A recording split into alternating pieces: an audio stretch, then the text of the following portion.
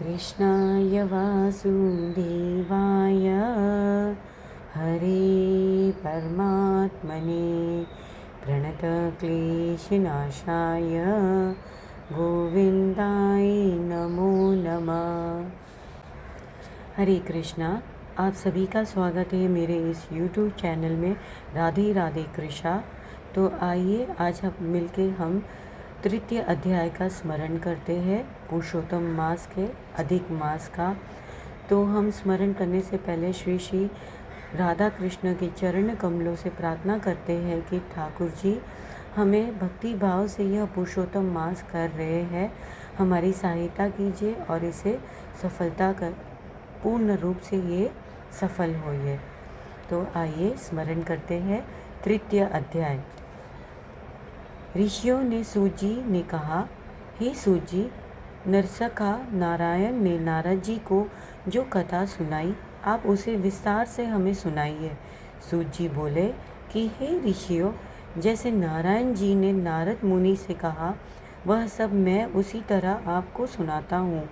नारायण ने कहा, हे नारद सुनो, श्री कृष्ण ने राजा युधिष्ठिर से जो भी कहा वह इस प्रकार था।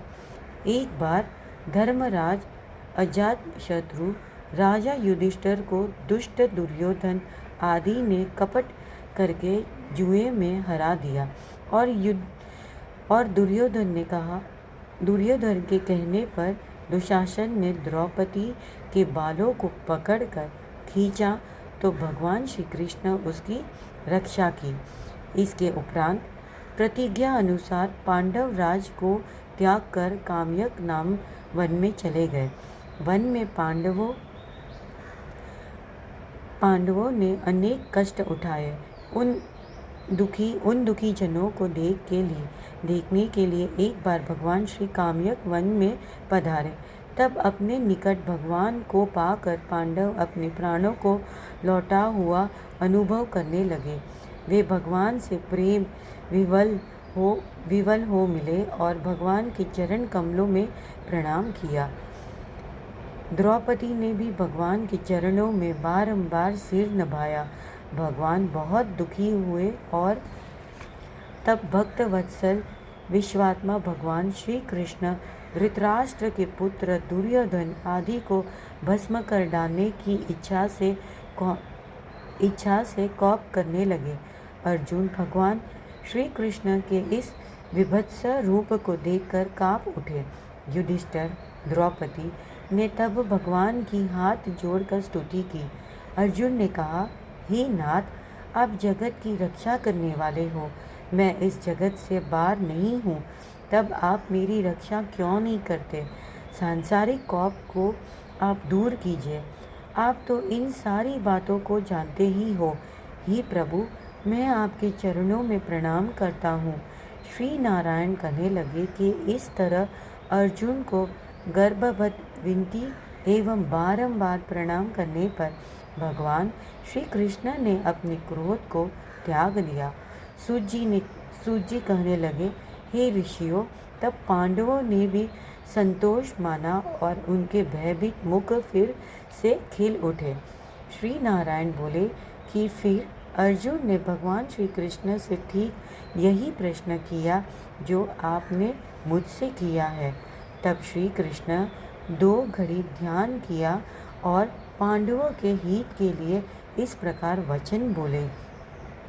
श्री कृष्ण ने कहा, हे राजुन, आपने यह अनोखा प्रश्न किया, इसका उत्तर देने में अपने को समर्थ पाता हूँ। चैत्राधिक मास टूटे हुए पक्ष, नाड़िकाएँ, याम, त्रियाम, ऋतु, मुहूर्त, अयन, उत्तरायण, दक्षिणायन, वर्ष, युग, परार्ध, अंत और इनसे भी परे नदी, समुद्र, झील, कुएं, बाबड़ी, पल्लव, निर्झर, लता, वृक्ष, औषधि वृक्ष, वनस्पति, परग्राम, नगर, पर्वत आदि सबके सब मूर्तिमान है और अपने अपने गुणों के कारण ही पूज्य है। इन सब में कोई नहीं जो अपूज्य और स्वामी रहित हो। हे पांडुपुत्र, इनमें एक समय अधिक मास की भी उत्पत्ति हो गई। सब लोगों में लोग से अनाथ, स्वामीहीन, निंदनीय, अपूज्य और मलमास रवि संक्रांति ही हीन आदि नाम से पुकारते थे। शुभ कर्मों के लिए इसे त्याज्य कहकर निंदा की गई है। ऐसे निंदा एवं अपमान के वचन सुनकर अधिक मास तेजहीन निरुद्योगी दुखी हो गया और फिर अत्यंत चिंतित होकर मरणासन हो गया। तब अंत में किसी प्रकार अपने मन को समझाकर वह मेरी शरण में आया। हे अर्जुन, वह वैकुंठ में आया और मुझसे साष्टांग दंडवत किया। मेरे दर्शन पाकर उसने गर्भबद्ध हो अपने नेत्रों में अश्रु भर लिए। इति श्री ब्रह्मनारद जी पुराणे पुरुषोत्तम महात्म्य अधिक मास वैकुंठ प्रयाणम तृतीय अध्याय संपूर्ण। राधे राधे।